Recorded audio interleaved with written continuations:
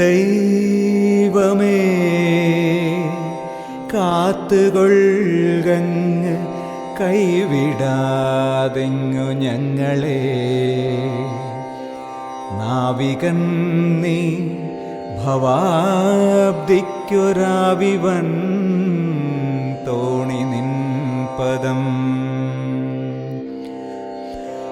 ഒന്നൊന്നായി എണ്ണി എണ്ണി തൊട്ടെണ്ണും പൊരുളൊടുങ്ങിയാൽ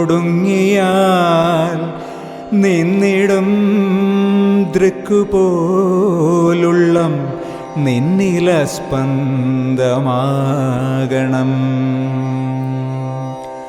അന്നവസ്ത്രാദി മുട്ടാതെ തന്നു രക്ഷിച്ചു ഞങ്ങളെ. ധന്യരാക്കുന്ന നീ ഒന്നു തന്നെ ഞങ്ങൾക്കു തമ്പുരാൻ. ആഴിയും തിരയും കാറ്റും ആഴവും പോലെ ഞങ്ങളും മായയും നിൻ മഹിമയും നീയുമെന്ന് ഉള്ളിലാകണം. നീയല്ലോ സൃഷ്ടിയും സ്രഷ്ടാവായതും സൃഷ്ടിജാലവും. നീയല്ലോ ദൈവമേ സൃഷ്ടിക്കുള്ള സാമഗ്രിയായതും. നീയല്ലോ മായയും മായാവിയും മായാവിനോദനും. നീയല്ലോ മായയെ നീക്കി സായുജ്യം നൽകുമാര്യനും. നീ സത്യം ജ്ഞാനമാനന്ദം.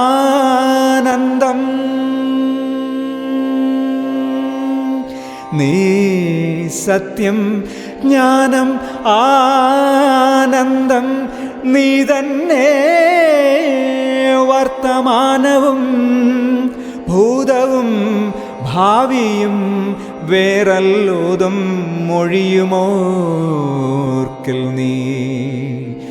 അകവും പുറവും തിങ്ങും മഹിമാവാർന്ന നിൻ പദം പുകഴ്ത്തുന്നു ഞങ്ങളങ്ങ്. ഭഗവാനെ ജയിക്കുക ജയിക്കുക മഹാദേവ ദീനവനപരായണ. ജയിക്കുക ചിദാനന്ദ ദയാസിന്ധോ. ജയിക്കുക ആഴമേറും നിൻ മഹസാം ആഴിയിൽ ഞങ്ങളാകവേ. ആഴണം വാഴണം നിത്യം വാഴണം വാഴണം സുഖം.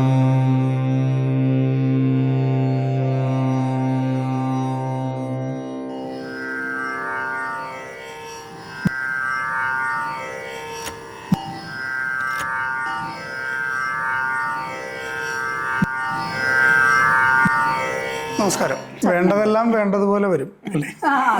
നമ്മളൊക്കെ കരുതി വെക്കണ്ട. നമുക്ക് അങ്ങനെ ഒരു ഭക്ഷണം പോലും കരുതി വെക്കണ്ട.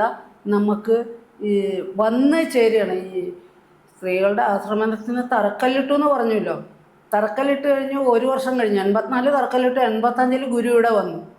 മോളെ പണിതില്ലേ, പണി തുടങ്ങിയില്ലേ? അപ്പം ഞാൻ പറഞ്ഞു കാശ് എവിടുന്ന ഗുരു, കാശില്ലാതെ എങ്ങനെയാണ് പണിയുക? അങ്ങനെ കാശില്ലെന്ന് പറഞ്ഞിരിക്കരുത്, തുടങ്ങണം. അപ്പോൾ ആ ഗുരു അന്ന് ഇത് കിട്ടിയ ഒരു 10,000 രൂപയെ താഴെയുള്ളൂ. അതെൻ്റെ കയ്യിൽ തന്നിട്ടാണ് പോയി. അന്ന് ആൾക്കാരൊക്കെ കൊടുത്ത് നമസ്കരിച്ച കാശൊക്കെ കൂടി അതുണ്ടായില്ലേ. എന്നിട്ടെന്ന് തുടങ്ങാനേ. അയ്യോ, അതുകൊണ്ട് എങ്ങനെയും ഗുരു തുടങ്ങണേ എനിക്ക് അറിഞ്ഞുണ്ടല്ലോ. അതെ, ഒരു കല്ല് വാങ്ങിക്കാൻ കാശുണ്ടെങ്കിൽ ഒരു കല്ല് വാങ്ങിച്ചു വയ്ക്കണം. അടുത്തൊരു കല്ല് വാങ്ങിക്കാൻ കാശ് കിട്ടുമ്പോൾ വേറൊരു കല്ലും കൂടെ വാങ്ങിച്ചു വെക്കണം. അങ്ങനെ കിട്ടുന്ന കാശിന് ആദ്യം കല്ലാണല്ലോ വേണ്ടത്, അതെല്ലാം വാങ്ങിച്ചു വയ്ക്കണം എന്ന് പറഞ്ഞു. അപ്പം ഞാൻ എൻ്റെ അച്ഛനോട് പറഞ്ഞു. അച്ഛൻ പോയി ഒരു കല്ല് വെട്ടുകാരനെ വിളിച്ചോണ്ട് വന്നു. നമ്മുടെ ഈ പറമ്പിൽ മാത്രം ആ ഒരു അരികിൽ കുറച്ച് കല്ലുണ്ടായി, വെട്ടുകല്ല്. അത് വെട്ടിയെടുത്തു. അപ്പോൾ ഒരു ദിവസം ഒരാൾക്ക് വേണ്ടത് 50 രൂപയാണ് കൂലി, അന്നത്തെ കൂലി. 50 രൂപയാണ്. അപ്പോൾ അയാൾ കല്ല് വെട്ടുന്നുണ്ട്. ഒരു ദിവസം കൊടുക്കാൻ കാശില്ല, 50 രൂപ ഇല്ല. അപ്പം ഞാൻ വിചാരിച്ചു ഇന്ന് എന്ത് ചെയ്യും? ഒന്നിൽ അച്ഛനോട് 50 രൂപ കടം വാങ്ങിക്കാം, അല്ലെങ്കിൽ സ്ത്രീകളുടെ ആശ്രമം എന്നും പറഞ്ഞല്ലേ തുടങ്ങുന്നത്, അല്ലെങ്കിൽ കുമാരസ്വാമിയോട് 50 രൂപ കടം വാങ്ങിക്കാം എന്ന് പറഞ്ഞിരുന്നു. അപ്പോൾ ഉച്ചയ്ക്ക് പോസ്റ്റ് വന്നപ്പോൾ അതിൽ ചെറിയ കവറ്, പോസ്റ്റ് കവർ, അത് പൊട്ടിച്ചു കഴിഞ്ഞപ്പോഴേ അതിൽ നിന്ന് 10ൻ്റെ നോട്ട് താഴെ വീഴുന്നു. 10ൻ്റെ നോട്ട് എല്ലാം പറക്കിയെടുത്ത് നോക്കിയപ്പോൾ അതിനകത്തൊരു തുണ്ട് കടലാസ്. ആദ്യമായിട്ട് പൈസ വന്ന എങ്ങനെയാണ് ഇവിടെ സ്ത്രീകൾക്കായിട്ടൊരു ആശ്രമം തുടങ്ങുന്നു എന്ന് അറിഞ്ഞു. അതിനു വേണ്ടി ഞങ്ങൾ 12 കർഷക തൊഴിലാളികൾ, കുട്ടനാട്ടിലുള്ള 12 കർഷക തൊഴിലാളികൾ 5 രൂപ എടുത്തിട്ട് ഞങ്ങൾക്കുള്ള പൈസ ഇതിലിട്ട് അയക്കുന്നു. ഞങ്ങൾക്ക് അല്ലാതെ അയക്കാൻ അറിയില്ല. 60 രൂപ, 12 പേര്, 15, 60 പേര്. അപ്പം നമുക്കിവിടെ വേണ്ടത് എത്രയാണ്? 50 രൂപ. അപ്പോൾ 60 രൂപ കൊണ്ടു തന്നു. ആര് തന്നു? എങ്ങനെ തന്നു? ഇതാണ് നമ്മുടെ വിശ്വാസം. നമുക്ക് വേണ്ടത് ഗുരുക്കന്മാരിവിടെ കൊണ്ടുതരും. അത് നമ്മുടെ വലിയൊരു വിശ്വാസമാണ്. അതുപോലെ തന്നെ പല അനുഭവങ്ങളും അങ്ങനെ ഉണ്ടായിട്ടുണ്ട്. അതൊക്കെ കഴിഞ്ഞ് കെട്ടിടം വാർത്ത് കഴിഞ്ഞ് പിറ്റേ ദിവസം അത് ലെവൽ ചെയ്യാനായിട്ട് ഒരു 350 രൂപ വേണം. അപ്പം നമ്മുടെ കയ്യിൽ പൈസ ഇല്ല. പിറ്റേ ദിവസം എൻ്റെ കയ്യിൽ ആകെയുള്ളത് 6 രൂപയാണ്. 2 പേര് പെരുമ്പാവൂർ പോയി വരണമെങ്കിൽ 8 രൂപ വേണം. അന്ന് 2 രൂപയാണ് പെരുമ്പാവൂർക്ക് ബസ് ചാർജ്. പിറ്റേ ദിവസമാണ് ഒരമ്മ ഓടി വന്നേക്കും, ഇവിടെ അടുത്തുള്ളതാണ്. ഞാൻ ഈ പൈസ കൊണ്ട് തരണമെന്ന് 100 രൂപ ഈ കെട്ടിടം പണിയുമ്പോൾ തരണമെന്ന് വിചാരിച്ച് കൊണ്ടു നടന്നതാണ്. പക്ഷേ എൻ്റെ കയ്യിൽ എത്തിയില്ല. 50 രൂപയുള്ളായിരുന്നു. അത് ഇന്നലെ കൊണ്ട് തരണമെന്ന് വിചാരിച്ചു. അപ്പോൾ ഒരു മരണം വന്നു. അപ്പോൾ 100 അതിൽ നിന്ന് 10 രൂപ എടുത്തിട്ടാണ് മരണത്തിന് പോയത്. ഇനി എൻ്റെ കയ്യിൽ 40 രൂപയേ ഉള്ളൂ. 6 മണിക്ക് വന്നു ഇവിടെ ആ പൈസയും കൊണ്ട്. 40 രൂപയേ ഉള്ളൂ. ഇത് കുഞ്ഞ് വാങ്ങിക്കണം, ചെറുതാണ്, എന്നാലും ഇതിനു വേണ്ടിയുള്ളതാണ്. ഞാൻ വാങ്ങിച്ചു. അപ്പോൾ ഞാൻ ചോദിച്ചു, നമുക്കൊന്ന് പെരുമ്പാവൂർ വരെ പോകണമല്ലോ, അമ്മ കൂടെ വരുമോ എന്ന് ചോദിച്ചു. വരാമെന്നു. അപ്പോൾ വണ്ടിക്കൂലി ആയില്ലോ ഈ അമ്മ കാശ് കൊണ്ട് തന്നപ്പോൾ. അങ്ങനെ ഞങ്ങൾ രണ്ടും കൂടി പെരുമ്പാവൂർ പോയി. ഒരു ഓമനക്കുട്ടൻ എന്ന് പറയുന്ന ഒരാളുണ്ട്. അദ്ദേഹത്തിൻ്റെ അമ്മയ്ക്ക് എന്നെ ഭയങ്കര സ്നേഹമായിരുന്നു. അവർ നാരായണ ഗുരുവിൻ്റെ കയ്യിൽ നിന്ന് പ്രസാദം വാങ്ങിച്ച് കഴിച്ചിട്ടുള്ളതാണ്. ടീച്ചറായിരുന്നു അന്നും അവർ. അപ്പോൾ അവരുടെ അടുത്ത് ആദ്യം പോകാം, എന്തെങ്കിലും എന്തായാലും എന്ന് വിചാരിച്ച് അവിടെ ചെന്നപ്പോൾ ഈ ഒത്തിരി കഴിഞ്ഞപ്പോൾ ഞങ്ങൾ പോകണ 12:30-ക്കാണ്. അമ്മയുടെ മോള് വന്നു. ഇവിടെ ഈ കൊച്ചിനെ നീ അറിയോ? ഇല്ല. നാരായണ ഗുരുവിൻ്റെ പേരിൽ സ്ത്രീകളുടെ ആശ്രമം പണിയാൻ പോകുന്ന ഈ മോളാണ്. ഗുരു നിത്യനീതി വന്നിട്ടാണ് അതിന് കല്ലിട്ടത്. നിൻ്റെ ഉണ്ടെങ്കിൽ വല്ലതും കൊടുക്കാൻ പറഞ്ഞു. അപ്പോൾ ഇവരകത്തേക്ക് പോയിട്ട് ഒരു 100 രൂപ എടുത്തു കൊണ്ടുവന്നു. 50 രൂപ എടുത്തോ, 50 രൂപ തിരിച്ചു കൊടുക്കാൻ പറഞ്ഞു.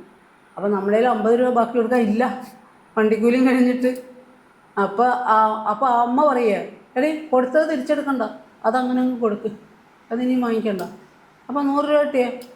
അപ്പോൾ ഞാൻ ഓമനക്കുട്ടൻ ചേട്ടനോട് പറഞ്ഞു, ഓമനക്കുട്ടൻ ചേട്ടാ ഒരു 350 രൂപ വേണം വൈകുന്നേരം പണിക്കാർക്ക് കൊടുക്കാൻ.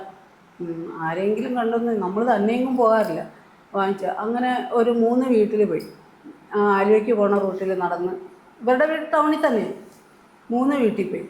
എങ്ങും ആളില്ല, എല്ലാം ലോക്ക് ചെയ്തേക്കുക. അപ്പോൾ തിരിച്ചു വന്നപ്പോൾ ഈ ഓമനക്കുട്ടൻ ചേട്ടൻ പറയുക, അവിടെ പോയാൽ വല്ലതും കിട്ടുമായിരുന്നു, പക്ഷെ അദ്ദേഹം അവിടെ ഉണ്ടോയെന്ന് അറിയില്ലല്ലോ എന്ന് പറഞ്ഞ് പുള്ളി മുമ്പോട്ട് നടന്നു. അപ്പം ഞാൻ വിചാരിക്കുക, പോയാൽ കിട്ടുമായിരുന്നു എന്ന് പറഞ്ഞാൽ ആളുകൾ ഇങ്ങോട്ട് കൊണ്ടുതരുമോ, നമ്മളവിടെ പോയി നോക്കണ്ടേ ഒന്ന്, പോയാൽ കിട്ടുമായിരുന്നു എന്ന് പറഞ്ഞിട്ട് പുള്ളി മുമ്പോട്ടാണല്ലോ നടക്കണേ എന്ന് മനസ്സുകൊണ്ട് നമ്മൾ വിചാരിച്ചു. അപ്പം തന്നെ ഒരു വണ്ടി വന്ന് ഇങ്ങനെ നിന്നു, ആ വഴിയിൽ നിന്ന് തന്നെ ഒരു വണ്ടി വന്നു. അപ്പോൾ ഓമനക്കുട്ടൻ ചേട്ടനെ കണ്ടിട്ട് അദ്ദേഹം വണ്ടി നിർത്തി ആ മോൻ. അപ്പോൾ എടാ നിൻ്റെ പാപ്പ എവിടെയില്ല? ഉണ്ടല്ലോ. അവനങ്ങ് പോയി. അപ്പോൾ നമുക്ക് അങ്ങോട്ട് പോകാമെന്ന് പറഞ്ഞു. അവിടെ പോയിരുന്നു. അപ്പോൾ ഒരു കുഞ്ഞി കൊച്ചു വന്നിട്ട് പറയാം, കയറി ഇരിക്കൂ, ചായ കാപ്പിയ വേണം. 3-3.5 വയസ്സേ ഉള്ളൂ. ഉപ്പാപ്പ നിസ്കരിക്കുക, ഇരിക്കും, ഉപ്പ വരും എന്ന് പറഞ്ഞു. അപ്പോഴേക്കും ഉപ്പാപ്പ വന്നു. അപ്പോൾ നിത്യഗുരു തന്ന ഒരു ചെറിയ പ്രിൻറ്റിങ് നോട്ടീസ് ഉണ്ടായിരുന്നു, അത് കൊടുത്തു. നിങ്ങൾ ചെയ്യുന്നത് നല്ലതാണ്, സ്ത്രീകൾക്കായിട്ടൊരു ആശ്രമം ആവശ്യമാണ്, ഇതാണ് ഇന്ന് രാജ്യത്ത് വേണ്ടത് എന്നെല്ലാം പറഞ്ഞു. പക്ഷേ എൻ്റെ ബിസിനസ്സേ വളരെ മോശമാണ്. എന്നാലും നിങ്ങളെ നിരാശപ്പെടുത്തില്ല, എന്തെങ്കിലും തരും എന്ന് പറഞ്ഞു. അദ്ദേഹം പോയിട്ട് ഒന്നും എഴുതിയില്ലേ? അല്ല, പറഞ്ഞില്ല അത്ര എഴുതേണ്ടിയെന്ന്. 250 രൂപ കയ്യിൽ തന്നു. അതെഴുതി കൊടുത്തു. നേരെ വന്ന് ഇപ്പുറത്ത് വന്നപ്പോൾ ഉണ്ട് ബസ് വരുന്നു. ഇപ്പുറത്ത് നിന്ന് കൈ കാണിച്ച് ആ ബസ്സിൽ കയറി ഇങ്ങോട്ട് പോകുന്നത്. അന്നൊക്കെ ഒരു ബസ്സേ ഉള്ളൂ ഈ വഴിക്ക്, ഒരു ബസ്സേ ഉള്ളൂ. അപ്പോൾ അങ്ങനെ അവനക്കുട്ടച്ചേട്ടൻ നടന്നു, അവനക്കുട്ടച്ചേട്ടൻ്റെ വീട്ടിലേക്കും പോയി. ഞങ്ങളാ ബസ്സിൽ കയറി ഇങ്ങോട്ടും വന്ന് 4:45 ഇവിടെ എത്തുകയും ചെയ്തു. അപ്പോൾ ആര് തരുന്നു, എങ്ങനെ കിട്ടുന്നു? അപ്പോൾ ഒന്നും ചെയ്യാൻ ഒരു ഇതുമില്ല. ഉണ്ടോ ഇല്ലയോ എന്ന് ചോദിക്കേണ്ട കാര്യമേ ഇല്ല. ആവശ്യം വരുമ്പോൾ ഞാൻ തരും ഗുരു. അതുകൊണ്ട് വസ്ത്രാദി മുട്ടാതെ ഞങ്ങളെല്ലാവരും വളരെ സന്തോഷമായിട്ട് കഴിയുന്നുണ്ട്. ഇന്നും ഒന്നിനും ഒരു കുഴപ്പമില്ല, ഒരു കുറവുമില്ല. പിന്നെ മറ്റുള്ളവർ കാണിക്കുമ്പോൾ വലിയ വീട്ടിലേമനുസരിച്ചുള്ള വലിയ ഇതൊന്നും ഇല്ലെങ്കിലും സാധാരണ രീതിയിൽ വേണ്ടതെല്ലാം ഗുരുക്കന്മാർ തരുന്നുണ്ട്, ഒരു കുറവുമില്ലാതെ. അതാണ് ഇത്രയും സന്തോഷമായിട്ട് ഞങ്ങളിവിടെ ജീവിക്കുന്നത്. അന്നവും വസ്ത്രവും ജീവിത സമാധാനവും മുട്ടിപ്പോയ ഒരു സ്ത്രീ, അല്ല എല്ലാവർക്കും ഒരു സ്ത്രീ ഉണ്ടല്ലോ, അല്ല അത് ഇല്ലാതായിപ്പോ ഒരു സ്ത്രീ ഇങ്ങോട്ട് വരാൻ ശ്രമിച്ചാൽ അവർക്കിവിടെ അഭയമുണ്ടോ? പിന്നെ എന്താ സംശയം? ആദ്യത്തെ ആള് അദ്ദേഹം. ആദ്യത്തെ അല്ലേ, രണ്ടാമത്തെ അല്ലേ? ആദ്യത്തെ. നമ്മുടെ സഹോദരിമാർക്ക് നമുക്ക് ഉറപ്പ് കൊടുക്കാം, അവർക്ക് അന്വേഷണങ്ങളുണ്ടെങ്കിൽ മംഗളാനന്ദ ഭാരതി മംഗളഭാരതി ആശ്രമത്തിലേക്ക് വരാനും ഇവിടുത്തെ ഗുരുകാരുണ്യത്തിൻ്റെ തണൽ പറ്റാനും എല്ലാവർക്കും ഒരു സ്വാഗതത്തിൻ്റെ വാതിൽ, പ്രപഞ്ചത്തോളം പോകുന്ന ഒരു ഭേദചിന്തകളില്ലാത്ത ഒരു ഗുരുകാരുണ്യത്തിൻ്റെ തണൽ ഇവിടെ ഉണ്ട്. അത് ഈ ഭൂമിക്ക്, ഈ കാലത്തിന് മനുഷ്യർ കൊടുക്കുന്നൊരു വാഗ്ദാനമാണ്. ആ വാഗ്ദാനം നമുക്ക് ഗുരുപാദങ്ങളിൽ തന്നെ സമർപ്പിക്കാം. ഇത്രയും നേരം